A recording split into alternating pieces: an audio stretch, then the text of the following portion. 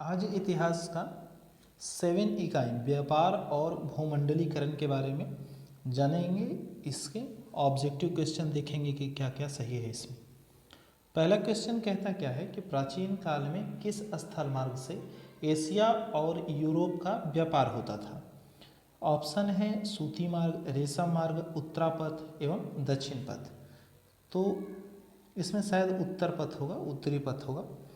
तो इसमें जो आपका सही आंसर होगा वह भी आपका करेक्ट आंसर है, यानी रेशम मार्ग। अब रेशम मार्ग क्या था, इसको हम लोग आइए समझते हैं इस माध्यम से। इसमें थोड़ा ऑनलाइन जानकारी इकट्ठा किए हैं, आइए वो हम आपको दिखाते हैं। आइए रेशम मार्ग समझने का प्रयास करते हैं। रेशम मार्ग क्या है? रेशम मार्ग प्राचीन काल और मध्यकाल में ऐतिहासिक, व्यापारिक, सांस्कृतिक मार्गों का एक समूह था जिसके माध्यम से एशिया, यूरोप और अफ्रीका जुड़े हुए थे। इसका सबसे जाना माना हिस्सा उत्तरी रेशम मार्ग है, जो चीन से होकर पश्चिमी की ओर पहले मध्य एशिया में और फिर यूरोप में जाता था, और जिससे निकलती एक शाखा भारत की ओर भी आती थी, है ना। चीन से निकला हुआ शाखा जो है भारत में भी आया करता था। तो इससे क्या हुआ कि रेशम मार्ग का ज़मीनी हिस्सा 6500 किलोमीटर लंबा था और इसका नाम चीन के रेशम के नाम पर पड़ा था, जिसका व्यापार इस मार्ग की मुख्य विशेषता थी। इसके माध्यम मध्य एशिया, यूरोप, भारत और ईरान में चीन के हान राजवंश में पहुंचना शुरू हुआ था, है ना। तो आप समझ गए होंगे कि रेशम मार्ग क्या है, क्योंकि यहाँ चीन से होकर पश्चिम की ओर जो पहले मध्य एशिया में और फिर यूरोप में जो जाता था यह रेशम मार्ग, वह चीन के रेशम पर ही इसका नाम, और एक शाखा भारत में आता था। तो इसके चलते जो है वह रेशम मार्ग जो है इसको कहा गया। चलिए आगे हम लोग देखते हैं अगला क्वेश्चन। दूसरा क्वेश्चन है कि पहला विश्व बाजार के रूप में कौन सा शहर उभर कर आया। ऑप्शन आपके हैं अलेक्जेंड्रिया, दिलमुन, मैनचेस्टर या बहरीन। तो आपका ऑप्शन नंबर ए अलेक्जेंड्रिया जो है वह करेक्ट आंसर हो जाएगा। यह विश्व बाजार के रूप में पहला शहर था जो बाहर आया उभर करके। चलिए अगला क्वेश्चन देखते हैं। तीसरा नंबर क्वेश्चन कहता है कि आधुनिक युग में अर्थव्यवस्था के क्षेत्र में होने वाली सबसे बड़ी क्रांति कौन सी थी।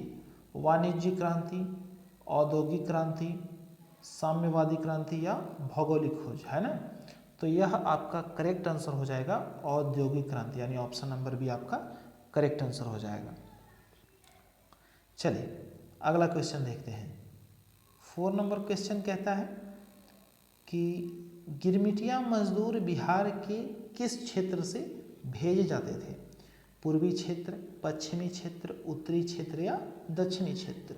तो बिहार जो है, बिहार का पश्चिमी इलाका वह था जिससे गिरमिटिया मजदूर बाहर भेजे जाते हैं। दक्षिण अफ्रीका, देश विदेश में भेजे जाते थे, विदेशों में ही ज़्यादा भेजे जाते थे गिरमिटिया मजदूर। आइए गिरमिटिया मजदूर के बारे में थोड़ा समझने का हम लोग प्रयास करेंगे। गिरमिटिया मजदूर क्या है, इसमें भी जो है ऑनलाइन पे कुछ जानकारी इकट्ठा की, आइए उसको हम लोग देखते हैं। देखिए गिरमिटिया मजदूर क्या थे कि 17वीं सदी में आए अंग्रेजों ने आम भारतीयों को एक एक रोटी तक के लिए मोहताज कर दिया था अंग्रेज ने। फिर उन्होंने गुलामी की शर्त पर लोगों को विदेश भेजना प्रारंभ किया, है ना, कि वह जो है हमारे गुलाम हैं। इन मजदूरों को गिरमिटिया कहा गया। अब गिरमिट शब्द अंग्रेजी के एग्रीमेंट शब्द से जुड़ा है। एग्रीमेंट माने होता है सहमत होना। एग्रीमेंट मतलब होता है सहमत होना, कि ना भाई हम आपके बात से जो है सहमत हैं, यानी एग्री करते हैं, वही सहमत हो गया। तो मजदूरों को गिरमिटिया कहा गया उनका। और गिरमिट शब्द का अंग्रेजी शब्द के एग्रीमेंट शब्द का अपभ्रंश बताया जाता है, जिस कागज पर अंगूठे का निशान लगवाकर हर साल हजारों मजदूर दक्षिण अफ्रीका या अन्य देशों में भेजे जाते थे, यानी कागज पे उनसे अनुबंध करवा लिया जाता था कि हाँ भाई आप हमारे गुलाम हैं। और उसे मजदूर या मालिक गिरमिट कहते थे। क्या कहते थे? गिरमिट। इस दस्तावेज के आधार पर मजदूर गिरमिटिया कहलाते थे। चलिए ये आप समझ गए कि मजदूर गिरमिटिया क्यों कहते थे, यानी गिरमिटिया मजदूर किसे कहते थे।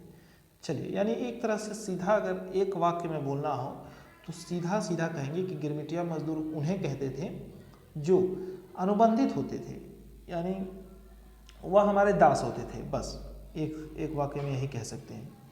चलिए 5वां क्वेश्चन कहता है कि विश्व बाजार का विस्तार आधुनिक काल में किस समय आरंभ हुआ। यानी विश्व बाजार का विस्तार आधुनिक काल में किस समय से आरंभ हुआ, 15वीं शताब्दी, 18वीं शताब्दी, 19वीं शताब्दी या 20वीं शताब्दी।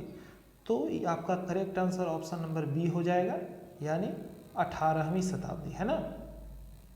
18वीं शताब्दी में ही जो है वह आधुनिक काल में विश्व बाजार का आरंभ हुआ था। चलिए अगला क्वेश्चन देखते हैं। 6 नंबर क्वेश्चन देखते हैं।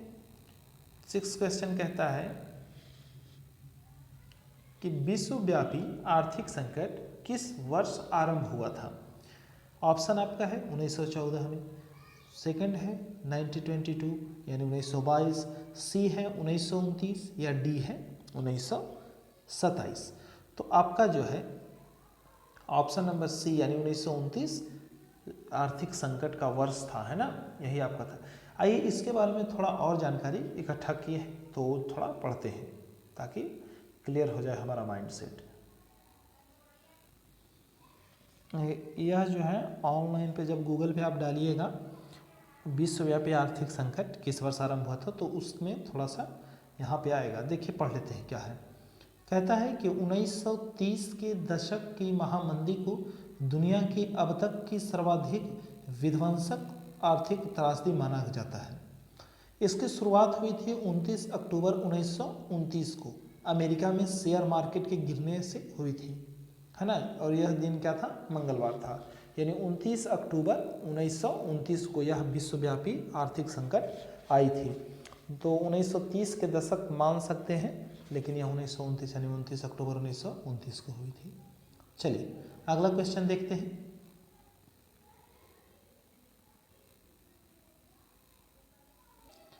सातवां क्वेश्चन कहता है कि आर्थिक संकट के कारण यूरोप में कौन सी नई शासन प्रणाली का उदय हुआ। ऑप्शन है साम्यवादी शासन प्रणाली, सेकंड है लोकतांत्रिक शासन प्रणाली, सी है फांसीवादी नाजीवादी शासन या डी है पूंजीवादी शासन प्रणाली। तो यह जो है आपका ऑप्शन नंबर सी करेक्ट हो जाएगा, यानी फांसीवादी नाजीवादी शासन, जो कि आर्थिक संकट के कारण यूरोप में नई शासन प्रणाली का उदय हुआ था। यही उदय हुआ था फांसीवादी नाजीवादी शासन। फांसीवादी और नाजीवादी क्या है, यह अगर कहिएगा तो किसी और वीडियो में जो है वह बढ़िया से इसको समझाएंगे कि फांसीवादी और नाजीवादी क्या होता है, इन दोनों में अंतर क्या होता है। चलिए आगे देखते हैं। 8 नंबर क्वेश्चन कहता है कि ब्रेटन वुड्स सम्मेलन किस वर्ष हुआ था। 1947, 1948, 1944 या 1952 में। तो ब्रेटन वुड्स सम्मेलन जो है वह 1944 यानी 1944 में हुआ था, है ना। चलिए इसके बारे में थोड़ा सा जानकारी इकट्ठा किए तो आइए उसको देख लेते हैं, उसको पढ़ लेते हैं ताकि जो है माइंड से। तो इसमें है कि अंतर्राष्ट्रीय पुनर्निर्माण और विकास बैंक यानी international bank for reconstruction and development यानी IRBD, है ना, IBRD यानी international bank for reconstruction and development और अंतर्राष्ट्रीय मुद्रा कोष यानी इंटरनेशनल मॉनेटरी फंड यानी IMF की स्थापना एक साथ वर्ष 1944 यानी 1944 में अमेरिका के न्यू हैम्पशायर उपनिवेश भी था एक, और ब्रेटन वुड्स सम्मेलन के दौरान हुई, यानी ब्रेटन वुड्स सम्मेलन यही था, है ना। आप समझ गए होंगे जो जानकारी इसमें दी गई है। यह जो है सारी जानकारी गूगल से आप इकट्ठा कर सकते हैं इसमें। चलिए अगला आप देखते हैं क्वेश्चन।